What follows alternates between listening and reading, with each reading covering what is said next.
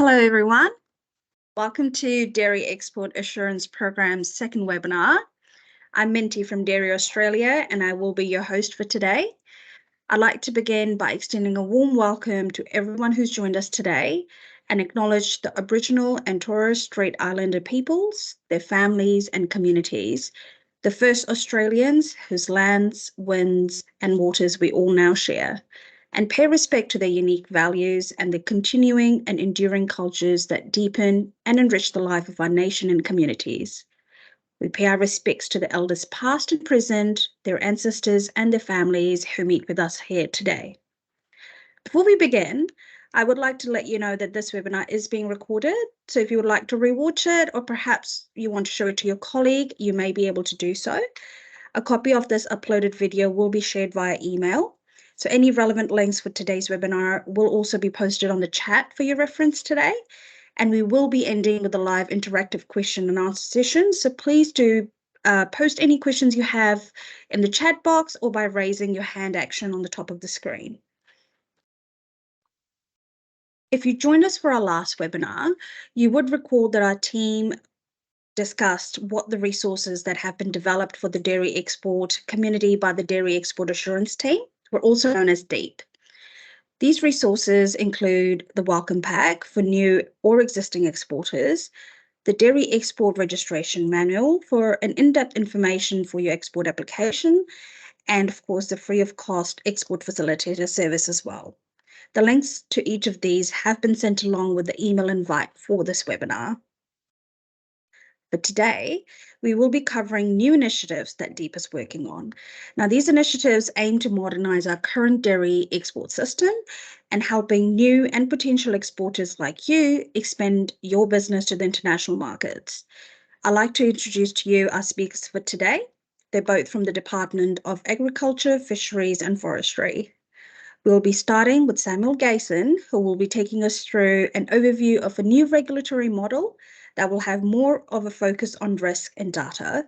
And our second speaker is Josie Warren, who will be going over DEAP's training initiative in the making that focuses on regulatory decision-making process of export requirements. I will now hand you over to Sam, who will be starting with information on a new regulatory framework for dairy exports. Thanks for the introduction, Minty, and thanks everyone for coming along today. As Minty mentioned, my name's Sam and I'm in the Dairy Export Assurance Program at the department, mainly working on the new risk-based regulatory framework that we're developing, which is what I'll be talking about today. The new framework will modernise our current audit approach for dairy exports, which hasn't changed in decades and it has a limited consideration of risk. So as you may be aware, we currently audit dairy manufacturers at a minimum of every 6 months. And dairy storage establishments are audited at a minimum of every 12 months, with additional oversight if needed. We'll put some links to department web pages in the chat for those that may not be export registered or unfamiliar with the current export audit approach. Moving forward to the new risk-based approach though, its main objective is to reduce regulatory intervention for dairy manufacturers and stores where justified by risk. We're achieving this through a new risk profiling method that will look at various risk factors to determine a suitable audit frequency and scope based on the individual risks that a company has. And that's in terms of food safety and importing country requirements. So not over auditing or over regulating, and at the same time, continuing to give us the assurance we need that export requirements are being met. We started development of the risk-based framework for low-risk establishments, which for dairy only includes storage facilities. For these establishments, we're currently trialling an approach that's moving away from audit altogether and towards what we call a verification and assurance model, which will involve annual upload of information of the things you can see on the screen there. So firstly, the establishment questionnaire, which is to confirm various operational details of establishments, such as processes undertaken on site, any changes to key management personnel, to name a few. Second one we've got there is the declaration of conformity, and that's to declare that establishments understand and are complying with their approved arrangements with the department and legislative requirements. We've also got their artificial intelligence verification, which will require the submission of photos and videos, and a new AI tool that we're developing will analyze them for compliance.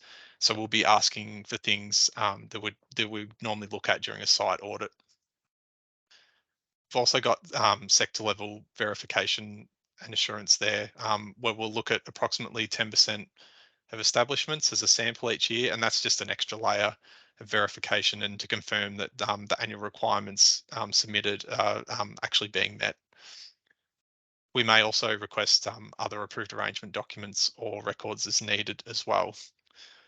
So this new approach being trialled for low risk establishments, we've assigned 50% of establishments to the new verification and assurance model and 50% of establishments to the current site audit model, which will be able to compare and determine whether the new approach is suitable before fully implementing it for the sector. We'll put a link in the chat to the low risk trials webpage for some more information. And now we're working towards a risk-based approach for dairy manufacturers. And this will include risk profiling of manufacturers to determine how we audit, including frequency of audits and also scope of audits in order to target areas of highest risk. However, we don't anticipate the approach for manufacturers will move away from audit altogether, like what we're trialling for the storage sites. The manufacturer's approach will recognise that operations vary greatly and individual companies may have different risk mitigation strategies in place. To give an example at a basic level, a producer of soft cheese, they'll likely be placed in a high risk category initially due to higher moisture content than most products and therefore increased risk of things like listeria developing. Similarly, infant formula would be a high risk as the market for the product is a vulnerable population. If we compare those two examples to a milk powder blender that receives milk powder from another company and simply blends and packs the product, they'll most likely be considered a lower risk than the other two examples. And under the new model, they might be eligible for a reduction in audit intervention. Under the current model that we've had in place for years, all three of those companies would receive the same frequency of audit with a similar scope. So not really accounting for the broad range of manufacturing operations and the different levels of risk that come with that. But that example only looks at product and process, and that's only part of the proposed model. There's many other factors we'll be considering that could be used to determine individual establishment risk. Third-party audit recognition is an example of another consideration under this model. So where a company is willing to share third-party audit outcomes with the department, there's the potential to avoid double up and reduce scope of regulatory audits. So where there's overlap and where the commercial audit outcomes are found to be compliant, we may be able to reduce regulatory audit scope there. Recognition of company cultural maturity is another example of a risk mitigating factor, which could be considered through programs such as Dairy Food Safety Victoria's Dairy RegTech program, which I'll touch on more in the next part of the webinar. In development of the manufacturer's approach, we're working closely with state regulators with the idea of a more aligned national approach for risk-based classification and regulatory treatment. So looking at getting our export approach more aligned to domestic approaches at the state level. On successful implementation, we expect that regulatory intervention will be reduced for a significant number of export establishments. And further to that, having more alignment with the state's domestic approaches will, in some cases, reduce, over-regulation where an establishment produces both domestic and export markets. So, for example, New South Wales audits dairy manufacturers for domestic purposes at a minimum of every 12 months, while export is currently 6 monthly. So, where it's possible, having more alignment there will be a benefit rather than just applying the stricter of the two standards, the export standard in this case. So what to expect next? The low risk trials I mentioned for dairy storage facilities are currently underway, and that will run until 30th of June 2024. If the trials are deemed to be successful, that is that we can demonstrate that the new approach is able to provide the same or a greater level of assurance than we achieve through the current audit approach. The low risk framework will be fully implemented for all eligible storage facilities going forward. If there's insufficient evidence to fully support the new approach, though, we'll extend the trials for a further 12 months. As mentioned for the manufacturer's framework, it's currently in development and we're anticipating trials to commence from early 2024. So the design of the trials is yet to be determined. However, we'll consider a similar approach to the low risk framework trials, just in terms of allocating some establishments to the current approach, while others will be allocated to the new approach as a comparison. But like I mentioned earlier, it's unlikely we'd be moving away from audit altogether for manufacturers. And success of the trials will be dependent on a few things. Firstly, agreement of all regulators, which, as mentioned, we're co-designing this with the state regulators. Um, and second, the actual outcomes of the trials. So whether the new approach gives us the assurance we need. And just also endorsement of the new approach by international trading partners. So making sure importing country requirements are still being met. So that's a high level overview of how we're considering a more risk-based approach for export regulation and where we're at this stage. I'd also like to quickly touch on some of the work of Dairy Food Safety Victoria and how their Dairy RegTech program is being used to support regulatory compliance. This initiative of theirs really aligns with our risk-based regulation work, and there's an opportunity to build their program outcomes into the establishment risk profiling for exports as well.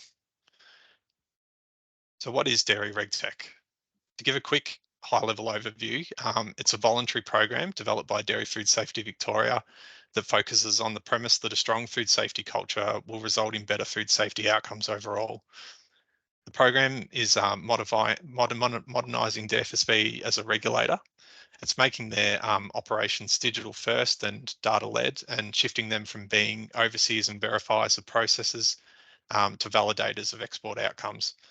As shown on the slide there, the program supports dairy businesses to improve food safety performance and outcomes, identify and prevent food safety incidents, reduce compliance costs through reduced audit times where justified by risk and data, and it supports businesses to develop a framework to guide continuous improvement and develop a flexible, tailored and collaborative partnership with DFSV. So most of these outcomes can be attributed to the focus that Dairy RegTech has on utilising technology and data, which involves capturing and analysing food safety information in dairy businesses. DFSV have recognised that a strong food safety culture improves the ability of their site to proactively identify and manage risk, and as a result, reduce the risk of food safety events. As you can see on the screen, the program is implemented in stages, including assessment of the business to provide a food safety cultural maturity score, and building and implementing a food safety culture action plan. The overall intended outcome being to build a stronger food safety culture over time and ultimately reduce risk of food safety incidents. Given DFSV's responsibility for regulation, Dairy RegTech has been linked in with their compliance approach and how businesses can be better regulated in a modernised, more proactive way. It's a voluntary alternative compliance model. And it's probably important to note here that the Dairy RegTech program activities aren't being verified for compliance on top of current regulatory requirements. Rather, the information obtained from the program is used to support regulatory compliance. It made sense for DFSB to integrate the values of food safety culture and data sharing to allow them to provide a more tailored approach to compliance. It places a greater focus on the critical role that employees play in producing safe food. Combining these two important resources, so food safety performance data and an assessment of a business's food safety culture, the program provides a framework to support businesses in making continuous improvements in their operations to help prevent food safety incidents and strengthen regulatory compliance and audit outcomes. The FSV are working hard to acknowledge and promote the value of data alongside food safety culture development. Just about everything that happens in a manufacturing site is supported by data. Dairy businesses produce lots of data associated with food safety, and that can go a long way towards informing their regulatory compliance. All the monitoring, self-identification, how problems are solved, day-to-day checks, how people learn, it's all data and it all tells us something. And if it didn't say anything, it wouldn't be collected. A framework of key data points was proposed and worked into the Dairy RegTech program, all in consultation with industry. As I mentioned, the information through the program allows DFSV to provide a more tailored audit approach. So there's potential for less face-to-face time at audit and therefore less audit costs. By looking at a business's food safety culture score combined with the ongoing provision of food safety data, the information can be used to focus on areas of highest risk. As mentioned, there's potential to apply the program's outcomes further and recognise dairy RegTech data in the exports approach. So participation in RegTech or the information available through RegTech could contribute to an export establishment's overall risk profile under our new approach as a risk mitigating factor. DFSV are expanding the use of dairy RegTech and trialling how the program can be applied for a nationally consistent approach. In 2022, Dairy RegTech commenced looking beyond Victoria to give other regulators the opportunity to be involved in and experience the process. This project was supported by us at DAF and the Dairy Export Assurance Program, and also aimed to determine how the Dairy RegTech model could be adapted or interpreted to support businesses looking to become export registered. The FSV conducted a pilot with us and the state regulators to determine how Dairy RegTech applies in other states, which examined how to meet state-specific outcomes with some volunteer sites in South Australia and New South Wales. The sites took part in food safety culture assessments and action planning. In the next phase, DFSV will also be working with Tasmania, commencing in early 2024. So that's an overview of how DFSV's Dairy RegTech program is supporting regulatory compliance and where they're heading with the program next. We can jump into questions at the end of the webinar, or if you think of any questions later on, feel free to email us at dairyeggsfish@af.gov.au and we'll get you in contact with the right people. But for now, I'll pass back to Minty to introduce the last topic for today. Thank you so much for that, Sam, and taking us through the new risk-based regulatory framework for our dairy export community. I'm sure we're all looking forward to what the DFSV's RegTech model overview will achieve, as well as what DEAP's working on. And next, I'd like to introduce Josie Warren, who will be taking us through one of another DEAP's initiative, the training initiative. Over to you, Jose. Fantastic. Thanks so much, Minty. As you said, my name is Josie. I work in the department and I'm part of the team that is developing the training initiative. So the initiative is really designed to focus on regulatory decision making and within the process of export requirements, highlighting root cause analysis and holistic approaches to regulation, critical thinking processes and strategies, emphasizing ongoing compliance and the management of export requirements. So DEAP are working with Charles Sturt University to develop a series of digital training modules utilising the Extended Reality Centre, or XRC. The XRC is a large-scale initiative that enables next-generation research from interdisciplinary fields and industry collaboration using future-focused immersive technology. The XRC team focuses on advancing practical simulations which model real-world situations, inspiring research excellence and driving regional outcomes with global impacts in many areas, including agriculture. We want this to be an engaging user-centered experience where you can make decisions that alter the path taken. We sometimes see that quality assurance rests predominantly with the QA manager. And while this does seem obvious and like it makes sense, we have heard that some QA managers find it really difficult when they are unable to make changes or have communication or reporting line issues or don't see change after an incident or issue has occurred. Most of us have worked in organizations or with people with varying degrees of what we call emotional intelligence skills. And that is good communication, understanding of different perspectives, differing levels of empathy, proactivity, critical thinking, and more. And in food safety, quality assurance, and regulation, we really need these skills to help us achieve what we're all here for, and that's a quality food product that is safe to eat and meets the needs and requirements of our customers, as well as our governing bodies. And within exports, this is the Australian departments that regulate you and the importing country where you're sending your product to. So this training will be an online course made of 5 modules. And each module will contain content in multiple media types. And this includes text, video, animations, as well as interactive components like reflection questions and scenarios. And the scenarios will allow the user to practice skills and put in place learnings, in particular around incident management, root cause analysis, and communications. We're developing 3D animated scenarios for you to engage and interact with. The scenes you will see have been based on a real dairy factory and you'll be asked to make choices based on the role that you're playing. So in some cases, you might be in your own role or imagining that you're in the role of someone else. And you'll be able to progress on a path until an outcome is achieved. You maybe have made lots of good choices, but maybe there are some other things to consider, or maybe you've made a choice that you'd want to change once you've seen the outcome. And by doing this, we're hoping that users gain a greater understanding of the system and company and why people are behaving or communicating in the way that they do. Beautiful, thank you, Minty.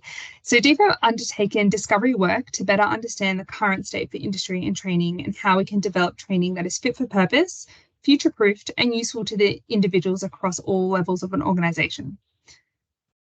A series of in-person and online discovery interviews were conducted to collate industry knowledge, expertise and experience in working in the dairy industry. And some of our key takeaways from our conversations with the industry are that a strong food safety culture is a key enabler to proactive quality assurance in a business. That establishments understand that there is a value in auditing. However, the extent of this value heavily depends on the culture of the organisation, particularly how many resources are able to be dedicated to quality assurance and regulatory activities. And the dairy industry is currently undergoing change in the form of reduced milk production, market competition, changing trade arrangements at the geopolitical level, the emergence of new technologies, seasoned farmers and producers retiring, and new perspectives from tertiary educated entrants to the field.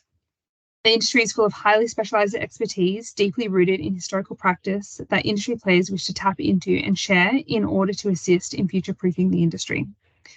So now that we have all this great information, we're using it as we begin to develop the training modules with these key takeaways in mind. DEAP have also worked with an Australian establishment and Charles University's XRC team to digitally 3D scan relevant production spaces, and we'll be using these scans to create and explore real-world scenarios in relevant production spaces. We're really excited about the use of these immersive digital environments, and we believe that developing training that allows for the user to see themselves in the scenario and see realistic and applicable scenarios will allow for better learning outcomes for the user. And this immersive environment will also allow for anyone across an organisation to see what can happen when food safety goes wrong, as well as when it goes right throughout the production of a dairy product. So what does this mean for manufacturers and what can they get out of it? We're focused on taking a user-centred design approach and are seeking input from users in the industry where possible. We're already have some establishments that have raised an interest in providing input and testing the modules as they're developed. And we believe that this is a key element to creating useful and interesting training resources for the dairy industry. We hope by participating in this course and by having staff from your companies participate across all levels of the organisation, that you can implement behaviours in your workplace to increase the effects of your food safety system and also reap the benefits of the cultural and reputational boosts that we hope will follow. We're now looking at how we can continue to engage with you beyond the completion of the training modules and ensure the key takeaways from the modules can also be implemented into your everyday work. We'll be sharing more information and the modules will be shared in upcoming webinars. We've begun developing this content and we'll host a webinar later in the year to showcase what we've developed. If anyone is interested in potentially providing input and feedback to the training modules as they're developed, please reach out to us at Dairy Export reform@af.gov.au. I believe it's also in the chat there for you. But that's it from me, Minty. We're very excited and really glad to be able to give a sort of sneak peek and inside look into what we're doing, and really look forward to being able to share the rest of the work as we develop it. Thanks, Minty. Thank you for that, Josie, and that snapshot of what manufacturers can expect in the new year. AI is definitely the new future of our world, and I'm sure we're all excited to see how this could change the current world of food safety. To everyone who's joined us today, we will be discussing the training modules in more depth for our upcoming webinars. But in the meantime, if you do have any input or feedback regarding these modules, the email that Josie has mentioned is already in the chat for your reference. Now, I'd like to just open the floor for any questions that anyone might have. You can either raise your hand in the Teams that you can see on top or pop them in the chat.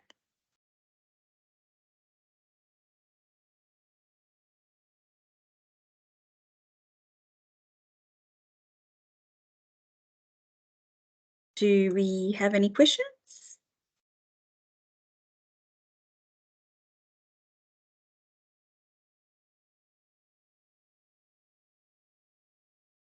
I see, Edward, you've got your hand up. We'll just unmute you shortly.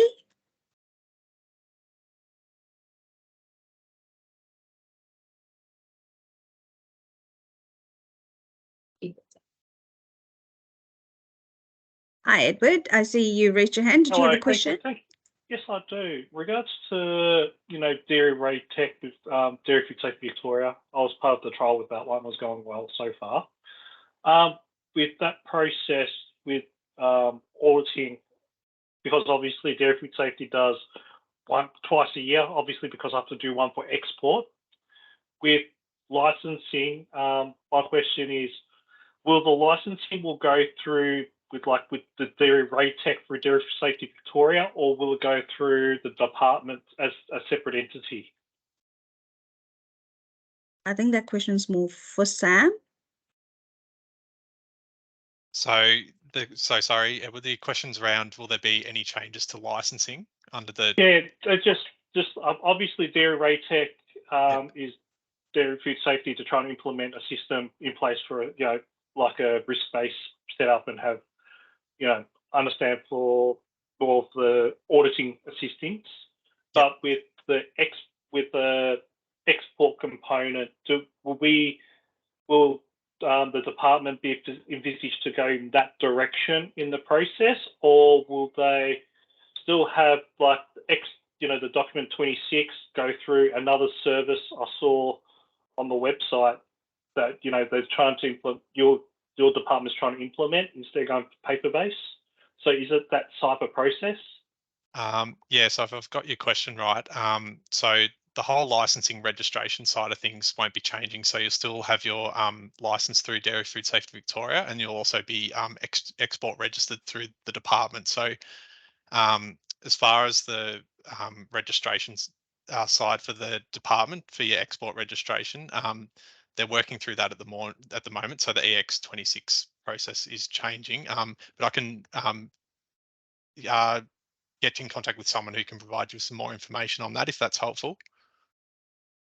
That's all. I greatly appreciate it. Thanks, Sam. Yep, no worries, Edward. Thank you, Edward. I also see there's another question in the chat for you, Sam. Is DEAP working with other state regulators or just DFSV in the relation to the risk framework? Yeah, so that's a good question. And the answer is yes. So the manufacturer's risk-based framework is being co-designed. So we're really keen to make sure that we do develop something that's suitable for everyone, given that most of the states conduct export audits on our behalf. So so yes, we're working together with the states collaboratively and trying to get that alignment with their domestic regulatory approaches where possible. Fantastic. And I see that Adam and Jacqueline both have similar questions. What is the cost of the training initiative, and how do we join the training initiative and pay for it? Absolutely. Jacqueline, so exciting that you want to take part in the training. We're really excited about it. And also, if you'd like to provide feedback, please do send an email through and we can include you in any sort of feedback sessions we have as we develop the modules. Regarding cost, similar to a lot of the other resources we've rolled out, like the Welcome Pack and the DERM, it's something that will be available to be accessed. I don't believe that there is a cost currently involved with that. And in terms of how to take part in it, we will have more information about how it can be accessed and rolled out and how you can access it for yourself or, wider staff within your organization. But it will be an online resource, so you can access it sort of in your own time as appropriate for you and your schedule. Hope that answers it. But Jacqueline, if you have any further questions, please do let me know. I can clarify anything. And Alana is also working with me on it, and she might have something she'd like to add as well. Thanks, Jess. I was just going to add that we'll be rolling out some comms pieces as we develop this as well. So we'll give you direct links, but basically there'll be an online platform that you can sign up to for free. And then there will be multiple ways that you can access that training. So you might want to do that at your regular computer, but there'll also be a tablet and a phone version. So kind of if you're not able to sit down at one place to do that, you will have options there as well. Fantastic. Thank you so much, ladies. And I believe we don't have any more questions at this stage. So I think that concludes our Q&A session for today. What I would like to also note is that there is a, oh, sorry, I may have missed one. Sorry, Jacqueline. We have problem getting the principal register with DEAP to assign staff to manage the EX26B. Principal had tried multiple times but still failed to get into it. Alana, would you mind answering this question? Yeah, I can just clarify with Jacqueline. Do you mean when you're trying to access the new online form that's having trouble going through? Yeah, that seems unfortunate, but if you would like to send me an email, I can follow that up for you, and we can see if it's come through on the system or if it's like stuck somewhere, but that does seem like a technical glitch. So would you like to email us at either of those email addresses? I'll keep an eye out for it, and yeah, I'll get back to you on that one. Sorry for the trouble that you're having there. Thank you, Alana. Just wait a couple more minutes if anyone's, oh, there we go. Are we able to provide direct email at all, Alana? Or yeah, so Jacqueline, if you just email Dairy Eggs Fish, I'll keep an eye out for that and I'll make sure that I respond to you for you.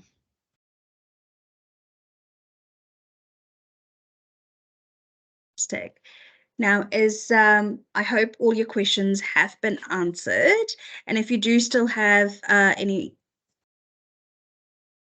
that's okay, Minty. I'll work with Jacqueline on that one. Sure, not a problem. Thanks, Alana.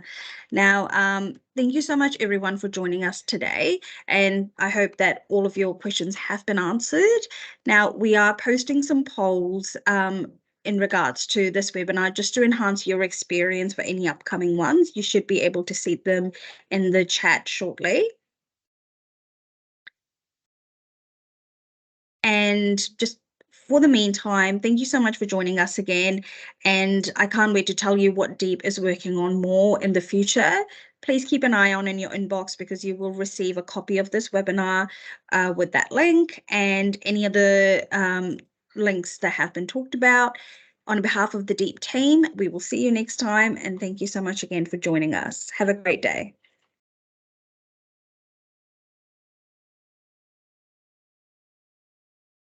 Thank you. Bye. Thank you all. Bye.